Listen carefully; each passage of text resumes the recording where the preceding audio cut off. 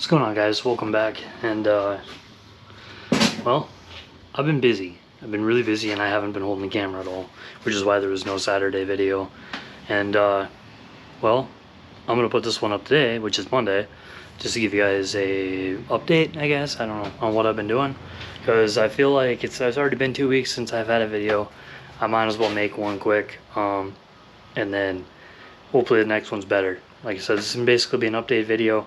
Not gonna be doing a lot of work because a lot of this stuff, I've been all over the car, bouncing back and forth between all kinds of different things, trying to get things done so we can hopefully get this thing running very soon. Like I said, I would like to have it running before Halloween, maybe even tuned before Halloween. We'll see. But I know it's a long stretch because we don't even know if it runs yet. So first things first, we gotta get this thing turnkey ready. So I have been busy alternator, starter power wires coming from our fuse box.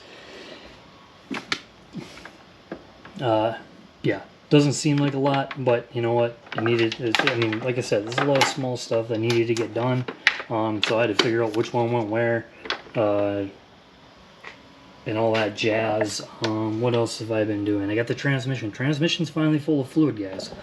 It's a big deal. I've had those 3 quarts of oil sitting around forever. Finally got the oil in the transmission. She's full, topped off. That's ready to go. We don't have oil in the engine yet. Still need to order some Royal Purple for this old B series here. But that's on like the next parts order, is to get the oil for the engine. I did finish finally my oil drain line from the turbo. That comes off. I had to get a second fitting, a second 45 coming off the pan, because of the first fitting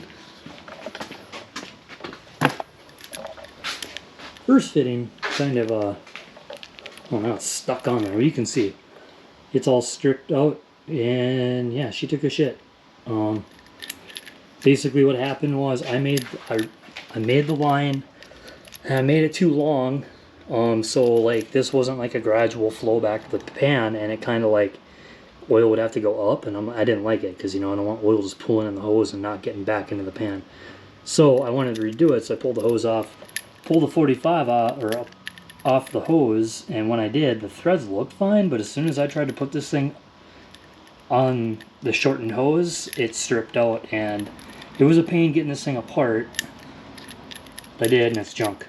So got a new one. That's on there. That's done. We've got our tile wastegate that's on now. And I'm going to tell you, I don't know if I said that in the last video. I don't think so, because we just worked on this.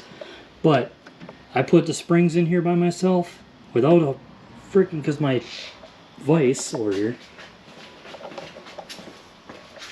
didn't get big enough. So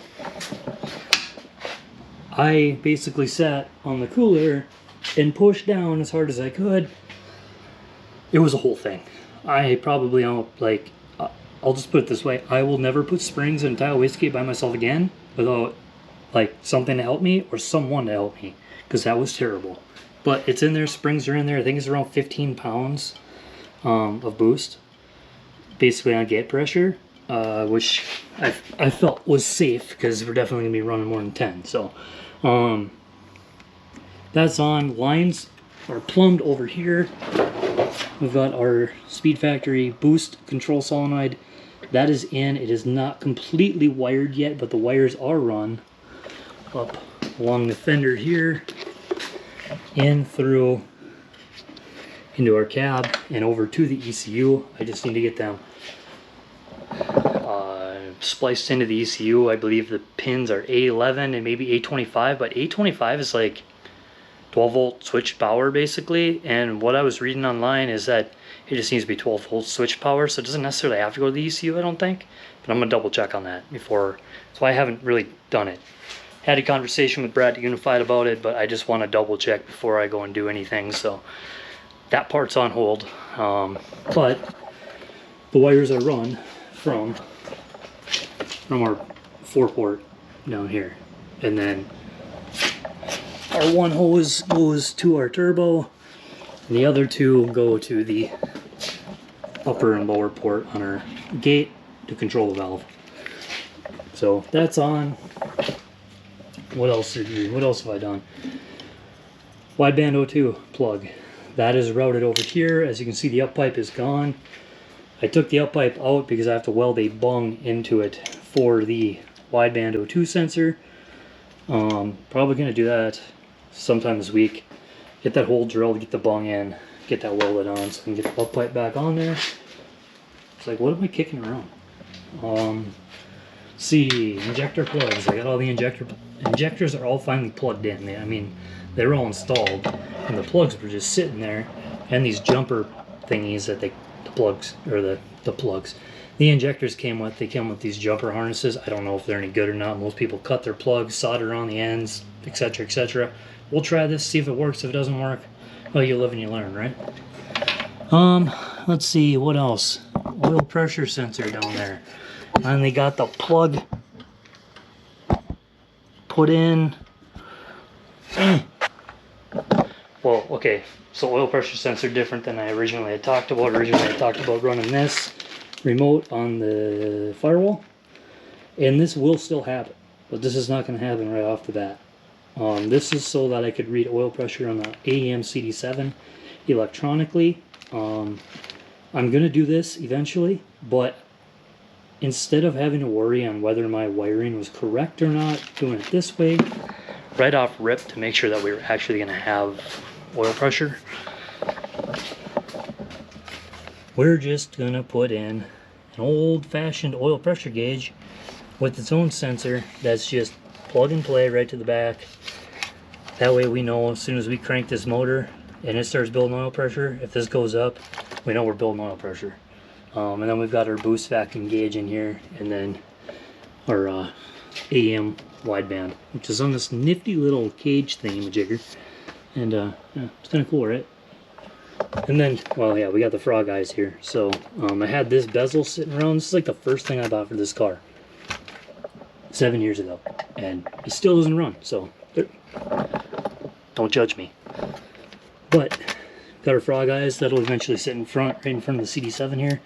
So that all look pretty sweet. That's another thing I've been working on, is wiring in these gauges. They're basically done, other than, you know, 12 volt power on both sides.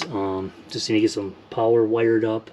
I'm just trying to figure out exactly where I want to take power from for each thing I'm wiring up. Like the CD7, I'm probably just going to wire right to our cigarette lighter plug, because that's 12 volt switched. In a Honda, it's not constant, so that makes it really easy, but I want that on its own power, so I'm trying to debate where do I take power from. On the rest of these, I was thinking, you know, the radio has 12 volt switched and constant, so I could wire one of these gauges right to the radio power, because, well, probably going to be running a radio, so we got that. Yeah, what else have I done? ECU, we've got our plug coming through for our can high, can low line, and yeah, that's ready to be plugged in, as well as the Honda CPR kit. I got that spliced in. You can kind of see on the plug here, the wires are spliced in and ready to go. That thing should be wired up, and yeah, it should be right. So didn't really do a video on wiring that up because I'm kind of all over YouTube already, and I like doing stuff that's not on YouTube so I can help somebody who's like me and doesn't have a video. And like I said, I've been all over the place just trying to get this stuff knocked out so we can get this car running, give you guys an exciting video, and give myself some excitement from staring at this thing for 7 years. And I mean, we're getting really close. We're getting super close. Super close. Super close. I did pull the alternator back out. The alternator's ripped back out. I ordered a new pulley for the alternator since we're running ATI dampener. Apparently the voltage that is produced by the alternator is lower than normal because of the smaller pulley on the ATI dampener. So Logo Motorsports, they make a pulley kit that puts a bigger pulley on the alternator to compensate for the smaller pulley on the ATI dampener, allowing you to make that like 13.9, 14 volts or whatever to charge your battery. So that's on the way, that's on order. It should be here Thursday, and I'll be able to get the alternator thrown back in there, which is kind of hindering a lot of things I want to do right now, because, you know, like our steering reservoir is like chilling on its side, and like vacuum lines, everything I want to run right now, I can't, because the alternator's got to go back in there, and if I put it all in, it'll just be in the way. So there's that. Actually, there's two other things I did. I want to go over these two, and then that'll probably be this video, guys. But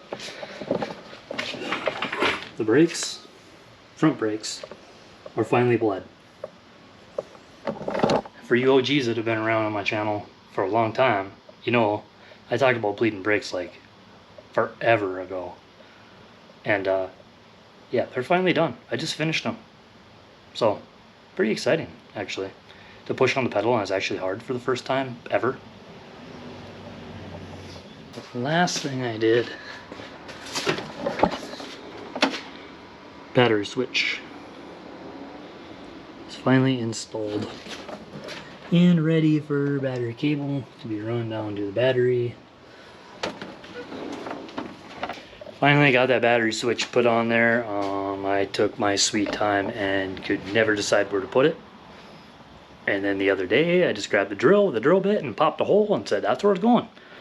Okay, maybe it wasn't just a drill and a drill bit popping a hole. I did actually make sure it was going to work in that location, but I still just sent it. So guys, that's pretty much the update on this video, and well, look forward to the next one where it's hopefully a little bit more exciting. Like I said, the alternator kit, that's on the way. I'll get that put back in. I need some oil ordered for this thing here soon, get the oil put in.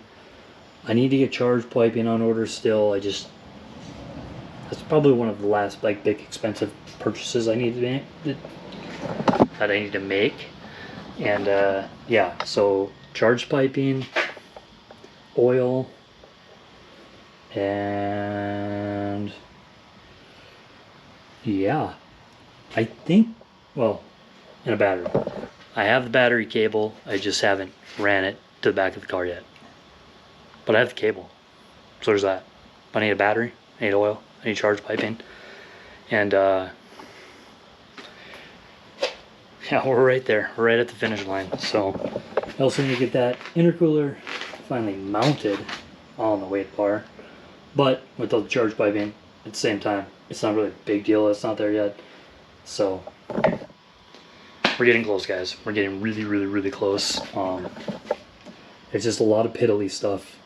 So, you know, like I still got to bleed the slave cylinder, and I got to do the hydro for the rear brakes still, but I mean, it's just, I've been all over the place. I've been bouncing back and forth in the car, doing this, doing that, trying to get everything done.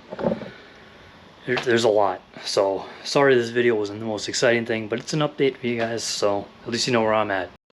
But yeah, that's pretty much gonna do it, guys. So, like, subscribe, you know what to do. So, look forward to the next video. Hopefully it's gonna get only more exciting from here. We get this thing running, hopefully get it on a dyno soon, and make some horsepower. So have a good week, guys, and I will hopefully see you next weekend or whenever I actually have something worth sharing. So peace.